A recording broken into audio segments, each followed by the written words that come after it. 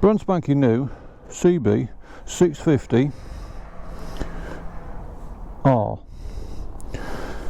in this, I don't know if it's blue or green. Welcome back to the channel, everybody. Reg from 36Moto here on his KTM. Right, I'm actually, disregard the KTM, I'm just taking her out for a run. She's not been out for a while. But I'm off to a Honda shop. I'm going to Lagunas, which is called a Maidstone Honda. The guys there have kindly agreed for me to ride today Honda's Cbr650. I'm going to ride both versions, the street version and the R version. Obviously fairing, clip-on style bars, sort of different ergonomics. Basically a similar bike but a different theme. Stick with me while I give the KTM a bit of a workout on its way down to Maidstone Honda, and I'll be back soon. Proper key, that's what you need. Got here in one piece. The old KTM saw me down the lanes quite nicely. Right, so here we are. So, well, instantly it feels a bit longer than the Triumph.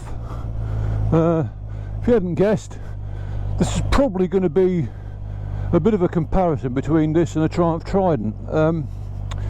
Instantly it feels bigger, even just rolling out of the car park it feels bigger, which is a bit more comfy for someone who's a bit leggier, a bit lankier perhaps.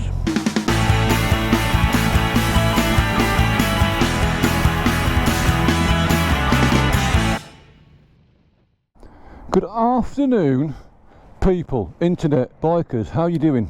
Reg here, 36Moto. I've finally arrived at the shop and I've been presented with this beautiful Cb650r. Now, if you look up in the top, I'll put a little link towards the end of my little run on the Triumph Trident, and I've got to say, these things are within a couple of pounds of each other price wise, so effectively they're going to be the direct competitors. If you've looked at the Triumph, you're probably going to be looking at this as well, so it's only a fair comparison. And as a fellow famous YouTuber messaged when I did the Triumph review, have I ridden the Cb650? And I hadn't until now, so I'm going to take it for a spin and see what I think, and see how it compares to the Triumph 660 Trident, which I absolutely loved. And I'm hoping that this is going to be a good competitor, because we need competition in this market. This is a very competitive 650 sort of bracket, first big bike sort of genre, and I think people want choice. They don't just want one bike suits all. Some people like Honda, some people like Triumphs, some people like Yamaha, some Kawasaki, Suzuki and so on. But this being the multi-cylinder, I think it's the nearest competitor to the Triumph. I know the Triumph's a trip, I understand that, but what you've got here is an inline four smooth engine 650. Now let's get out of here before I bake. Bear in mind it's the middle of April and it was freezing this morning. There was frost on my car this morning. What we've actually got now are bloody gorgeous, balmy, sunny temperatures, which is great. Right, tinted. Right, before I go into this a bit further, don't forget, if you like videos like this, consider subscribing. I mean, you don't have to, it's up to you. Obviously, if you are minded to, then consider subscribing, because it really, really does help. And there'll be more and more of this coming on as the summer gets going now. We're back out of lockdown, back on the bikes. Honda Cb650r.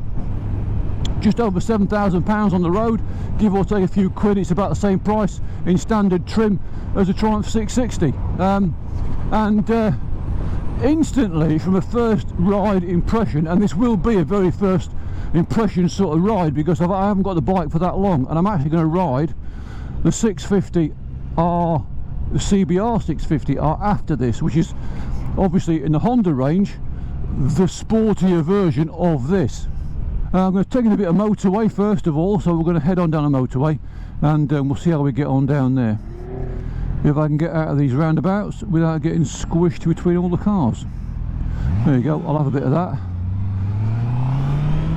So stay tuned, people, and I will see you very shortly. Okay, let's get back into it. I've just been through the town, and I've started to bake a little bit because it's getting a bit warm. So I've come back out in the countryside, and from first impressions, the seating position, let's start with the seating position, is really nice. The bars are a little bit further away than I would have thought on the Triumph. And the Triumph, this, just to sum it up in succinct words, this bike feels, when you sat on it, it feels bigger than the Triumph Trident. So if you're the bigger frame, instantly this bike might suit you a bit better.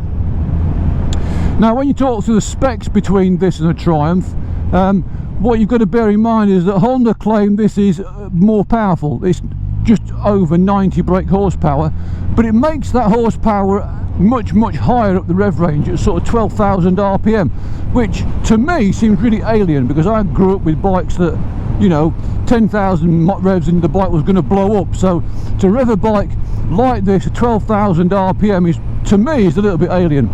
And the Triumph does 81 brake horsepower, but it makes it much lower down the rev range. So one would assume, I can't run them back to back, it's difficult to do that, but one would assume that at the same revs this may well be producing a similar sort of power. This bike certainly produces its torque much higher up the rev range, so they produce about the same torque, mid 60s Newton meters. The Triumph produces that torque somewhere in the mid 6,000 RPM range, whereas this bike produces it some 2,000 RPM higher. So to achieve the same drive, we're looking at revving the bike a little bit harder. We'll see how we get on with that as the ride develops. Like I say, I'm just getting a feel for it at the moment, and the suspension feels really nice. I'm on this quite bumpy back lane now. It does me really well for assessing the sort of suspension layout. Now this suspension is not unique, but it's a thing that bike manufacturers often do. They've got the compression in one side and the rebound controlled in the other. So they've got the springs in one side and the damping's controlled by the other side. So we'll soon see if that works. It tends to be okay. Let's face it, Honda know what they're doing. To me, it seems a bit alien. When it's under pressure, there's got to be a different sort of torsion pressure on one side to the other. One side's trying to restrict that side doing something, so they're fighting each other. But clearly, you know, manufacturers do that all the time. Now, some say it's to save weight, others say, quite honestly, openly say it's to save money. And it looks really swish, it looks like it's well put together, and the front end at the moment certainly feels really nice. Going over these little bumps, the odd pothole, the odd repair band, the front's tracking really well. Flickability wise, yeah, lovely, lightweight. It actually feels a little bit more lively on the front. Certainly push and pull on the bars to get that little bit of a weave going. It certainly feels a bit more flickable than the Triumph. Low RPM, I'm doing what we've got 2,000 RPM in a 30 limit. When we leave the 30 limit, and we'll leave it at 2,000 RPM, I'm going to squeeze up, bear in mind I'm in 6th gear, 2,000 RPM. The Triumph pulled as cleanly as you like from 2,000 RPM in top gear, so we'll just see what this is like. These things, you might think, well, why is he bothering with that? Well, it adds to the rideability. So yeah, look, full throttle, you got that lag, you got that sort of inline 4 lag because the revs need to build up to get that drive, but that was absolutely smooth as silk. So the fueling seems perfect. So we're in national speed limit now, so I'm just going to give it a little bit of a squeeze, really sharp, sort of probably the nearest thing to an alpine corner you can find in Kent, a bit of a hairpin. Just got to make that. So I'm only going to in 3rd gear. Let's see how she drives that in 3rd gear. Oh, listen to that, very nice indeed. And I can sense that you've got to already. I can sense you've got to rev this more to make it go.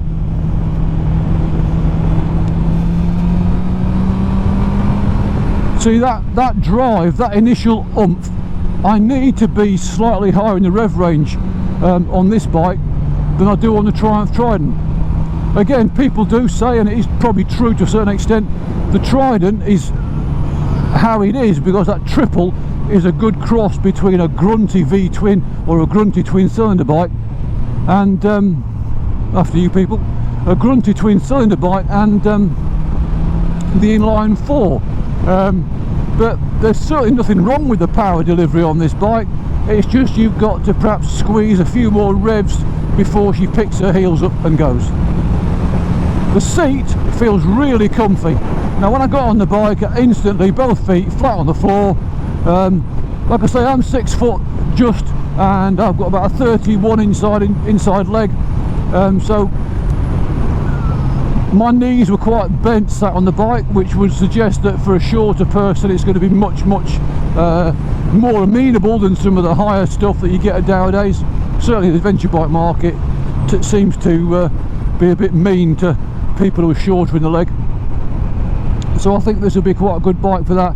The seat feels quite firm, but I quite like that. I don't want a big soggy seat. I like to be able to feel what the bike's doing under the old bum. So to have this sort of firm seat, to me, sort of it suggests a bit more control, which I quite like.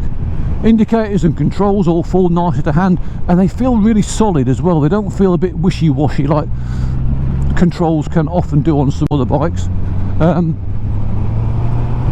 Like I say, when you want her to pick up, she will pick up. The gearbox feels nice and notchy, not notchy in a bad way. What I mean is positive, you know it's gone in. Now clutchless changes are easy. Yeah, on the whole, first impressions, first few minutes in the saddle, it seems a really nice bit of kit. That does sound nice, doesn't it?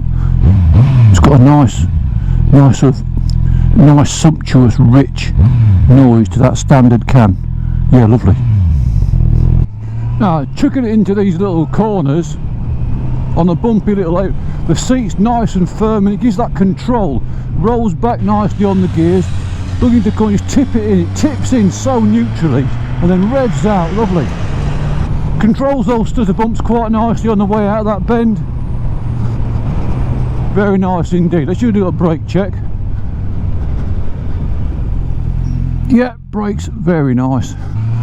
Right, so yeah, like I said, these bumpy little 8B roads, these back roads, you can sort of dance around through the gears, you can come on the brakes, rub some spit off on the brakes, nice and stable even over those bumps, looking where I'm going to go. Okay, so another thing that's quite useful, certainly for people who are getting their first big bike or whatever, turning circle. Look at that, lovely single track road, almost all the way round on a single track road, which can't be bad. Like I said a minute ago, it feels very soft. Up until sort of 2,000–3,000 RPM, the engine feels really silky smooth, but quite soft. I'm sensing there's a bit of promise there, because it does produce more horsepower, outright horsepower, than the Triumph. So it's going to be difficult to actually assess that until I get onto something that's perhaps a little bit more sedate, where I've got a bit more space. But I'm just going to sort of find a nice quiet bit, straight bit, and just rev it up to the early gears and just get that sort of feeling, that comparison about between the 660 with its similar torque, but it produces it lower down the rev range. Like I said, Triumph are quite clever, but this Honda is a very, very polished product. It feels a very accomplished bit of kit. Quality, you feel it's Honda, classic Honda quality. Now in corners she's very stable and revs out clean as you like. Steady on the brakes, look at that, heavy braking, steady as you like. Slipper clutch is working really nicely. Yeah, nothing wrong with that at all. Slight stand up on the old front brake there when you squeeze the old lever from in a corner, but I'm hoping that the any ABS facility the bike's got would help me get out of trouble if I whacked it too hard. Now it comes with ABS traction control, which is got a funny name for Honda, I'll remember in a minute. Okay, so yeah, through them corners, stable, bumpy back roads, nice. So let's just see what it feels like with a bit of revving. We'll have a second gear.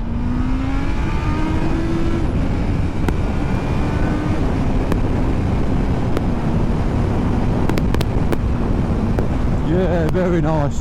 And the slipper clutch works a treat. Up for the rev range there, what you can feel is it's pulling so smoothly and it's so calm under that pressure. The bike's not twitching and it's not giving it all that la-di-da Gunnar Graham, you know, oh I'm please my chassis can't cope. As with most Hondas, I would think, oh, it feels like this bike is, chassis wise, is quite over engineered.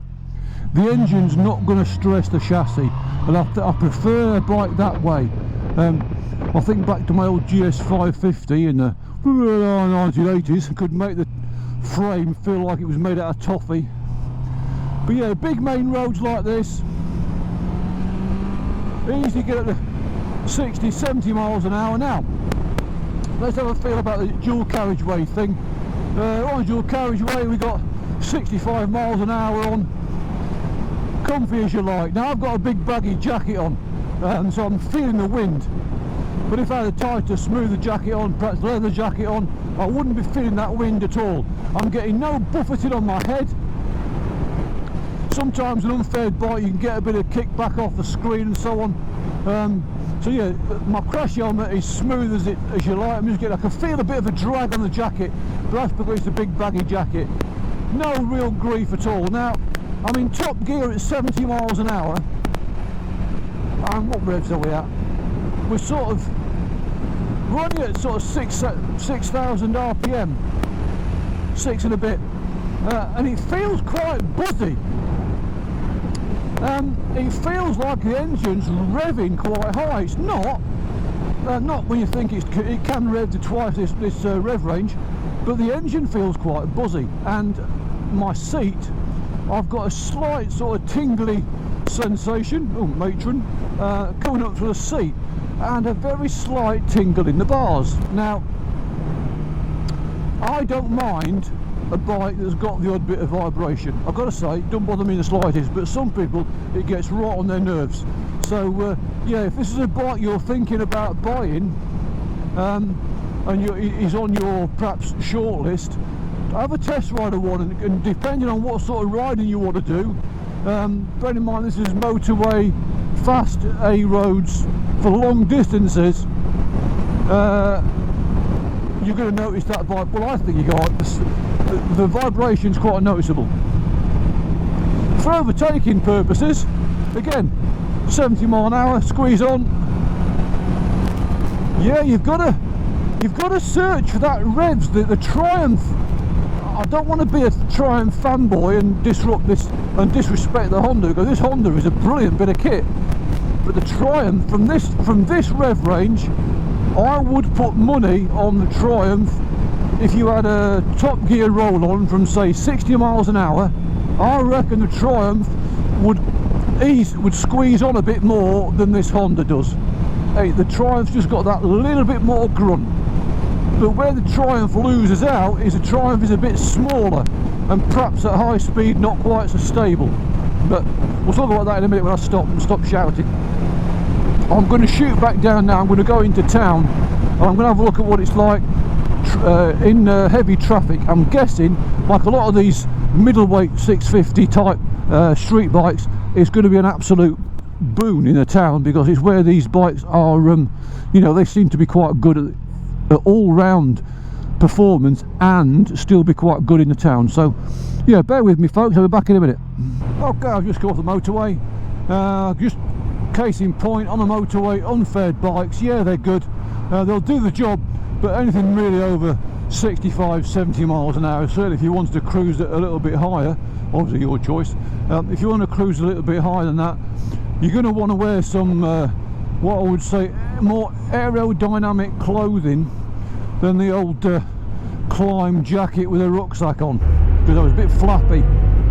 Head wise, crash helmet felt fine, because there is, with an unfaired bike, the beauty is there is no turbulence, and crash helmets are designed inherently to be aerodynamic. So yeah, there was no pushing and pulling on my head, no sort of buffeting that you sometimes get from a small screen or fly screen. So in that sense it was nice and comfy, and the wind noise you get is depending on what the quality of your crash helmet is, and certainly with this HJC that I've got at the moment, yeah, no issues at all. Cut a long story short, very flickable. The fact that it hasn't got much engine braking at this low revs makes it for a nice relaxed sort of little cruise to town. You don't get that chopping and chawing that you sometimes get with a bike that's got more engine braking, and by that I mean things like the twins and the V twins. Perhaps you do tend to roll off throttle and they want to drag you forwards, and you end up clutching the big V twins a little bit more perhaps. Not so much my GS. The GS is really nice and smooth at low revs and pulls cleanly, but then she hasn't got that much power either, so there's not a lot to worry about. I'm glad you wanted all that lane, mate, because that just made it that little bit harder for me. Oh, Mr. Audi, thank you. What a man, biker, you see, I reckon. Right, so that's enough for me in your town. I think you've got the idea. It's yeah, it's fine as long as you take your time, you don't go mad. Filtering's fine. Right, I did a bit of a down. Oh, hang on a minute, where are you going?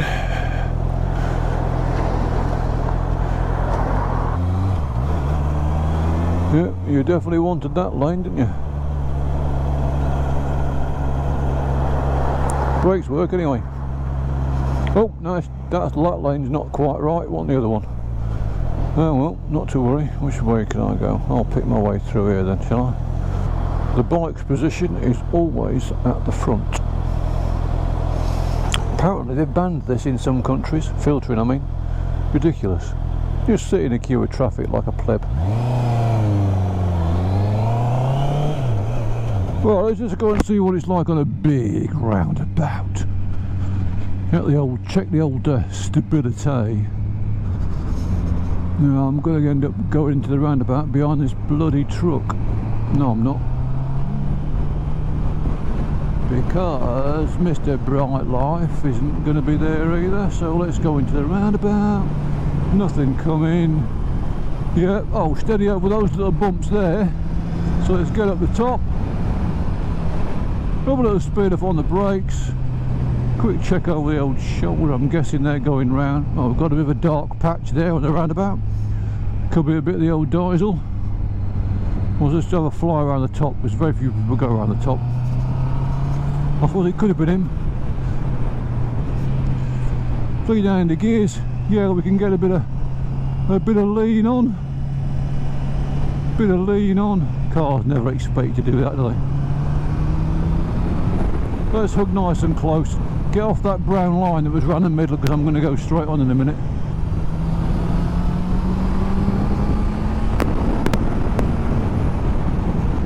It's got a lovely sound to it. Lovely sound on the old overrun. Down through the gearbox. Oh yeah. So, in summary then, Cb650r, the unfaired version of the 650 inline 4 90 brake horsepower motorcycle from Honda. The quality, it exudes quality. It exudes. The finish is brilliant on every single component, and it's top notch. The cable operated clutch is really nice and smooth. The throttle's very light and positive. Riding wise, the riding position is with these straight bars, or straightish bars, very nice and comfortable. Comfortable in town and on the motorway. The actual compromise, the ergonomics are actually quite good. They're quite a good balance between forward enough so you don't feel like you're getting dragged off the back at high speed, but upright enough so you can ride through town in relative comfort. so a good tick, a big tick there. The front end feels nice and stable. The back end seems to suffer a little bit on the old bumps, on the bumpy back lanes, probably because, you know, they're not going to throw thousands and thousands of pounds of expensive suspension at a bike they're retailing £7,100. Having said that, it does ride very well indeed. It's competent, it's balanced, it's smooth, it's stable, and it's I think excellent value for money. It's a lot of bike for your buck in today's market. As always, again, just for line of this one, a big thank you to Maidstone Honda. Always look after me at Maidstone Honda. They're a good bunch in there, and yeah, thanks to them for the loan of this one. Right, that's it, riding done. Both bikes ridden, same sort of surfaces, same sort of road conditions. A roads, motorway, some bumpy back roads, a bit of dual carriageway, just to get a feeling for what these two bikes actually translate to when you ride them. Effectively, we've got the same bike, but in a different skin. We've got the town, street, what they call a Neo Sports Cafe racer. I think that's how they describe this bike, yeah, Neo Sports Cafe. It's a street bike. It's got the straight bars, no fairing, nice sort of sturdy, upright riding position. It's a street bike. On the other hand, you've got Cbr650r, which nods towards the more sports bike orientated rider, and it does feel like that when you're sat on it. It feels much more like a sports bike, almost begs you to ride it much quicker. Now I'm going to move through the list. Right, so that they're both 93.9 brake horsepower. Now that comes in at 12,000 rpm, 63 newton meters of torque at 9,500 rpm. Instantly, when I heard those figures, I was thinking, crikey. So yeah, 93 brake horsepower, 63 newton meters of torque, but it comes in at 12,000 rpm. When you ride these bikes on the road, you have to rev them to make them go. They're not slow by any means, but compared to the competitors in this genre, and I'm going to go with the Trident, because I mentioned that while I'm out riding. The Trident has got 10 brake horsepower, well more than that, 12 brake horsepower less overall, but it makes it lower down. But it's got the same torque figures, almost the same torque figures, and it produces that torque 2,000 revs lower in the rev range, which means that you're actually accessing that acceleration, you're accessing that drive much earlier. Okay, so what do I like about this bike? Well, I'll tell you what I like about this bike. This bike's got more attitude than that one. This bike feels like a sports bike. The minute I rode out of here, the minute I rode out of here, it felt like I was on something a bit more sportier, a bit more aggressive, a bit more focused. So it's not the same under the skin, which is weird, because just by changing the handlebars, sticking a fairing on it, you've made it, it's a different bike completely, absolutely different bike. Maybe the yokes have got some sort of setup, but obviously the feel of the whole bike's different. Foot pegs, it feels the same, it's the same standover height. Now, from a performance point of view, there's nothing in it, but this feels like you want to push it more. That feels more relaxed. If you were commuting in and out of town all the time, there's not much to choose between them. If you want to go for play at weekends, I'd want to take this one. Now the conflict with the fairing is that the wind is forced up onto the crash helmet, so you get more buffeting at high speed on this bike than you do on that bike. But obviously you can't tuck in out the wind on that bike. You can tuck in out the wind on this bike. If you were to go and do a soft track day, give it some stick, you could get yourself tucked in there nicely, and then the fairing would start to work. I imagine on a long run, certainly in the cold weather, this would take off enough crap off your jacket and chest. Right, so what do I think of them, and would I buy one of them? Well, having ridden the two, thinking I was going to like this one because it's the more street version, it's the more upright riding position, and at my age, neck, back, arthritis setting in, I thought I was going to prefer this one. I actually prefer this one. The riding position is more aggressive, yes, but it just feels, you feel more in control. You don't feel like it's flappy. This bike feels more stable, although in theory it probably isn't. This bike does feel more purposeful on the road, and feels like I could go further on it. You could carry a passenger on these. The rear seats are quite large. You can go touring on these. there's plenty of go in them to carry some luggage, and I'm sure you could fit some decent kit to them, tank bags and so on. On the roads, they're very stable, very secure, plenty quick enough, but like I say, the one caveat I do have is, compared to other bikes, and I'm naming the Triumph Trident in particular compared to this bike, the Triumph Trident's got more go in it from low revs, and I think if you have to ride at high revs all the time to get that performance, I think you're going to get fed up with it, because you're going to be ragging it. Right, so in summary, I want to say thank you to these people, Maidstone Honda, for letting me ride both these bikes this afternoon back to back. They've been really accommodating, so big up to them. And Honda in general, they've produced two brilliant bikes. If you get to look at these bikes up close, the finish and quality is superb. I know people go on about Triumphs, they've got good quality, build quality. These are good. I mean, they're Hondas. The Hondas are renowned for their build quality, and I think there was a time when it was going off the boil a little bit, but now these are beautifully made bikes. Now the looks, this looks better, I think, than this one. This one, I'm not a fan of the angular panels on it. I'm not a fan of the angular shape as much. I do prefer the more rounded, perhaps softer look. What I do like about this bike in comparison to the Trident is the rear end. I just prefer a proper tail tire like that. At least they haven't gone the way they've done the Cbr650r over there, and they put that bloody rear hugger thing that hangs off the swing arm. About it, folks. Two great bikes. Big thank you to Maidstone Honda and the Laguna franchise. And yeah, hopefully we'll see you again on the next one. We've got more videos coming up, so please, if you don't know what I'm about, please subscribe, because you're going to find out. There's more and more riding to be done.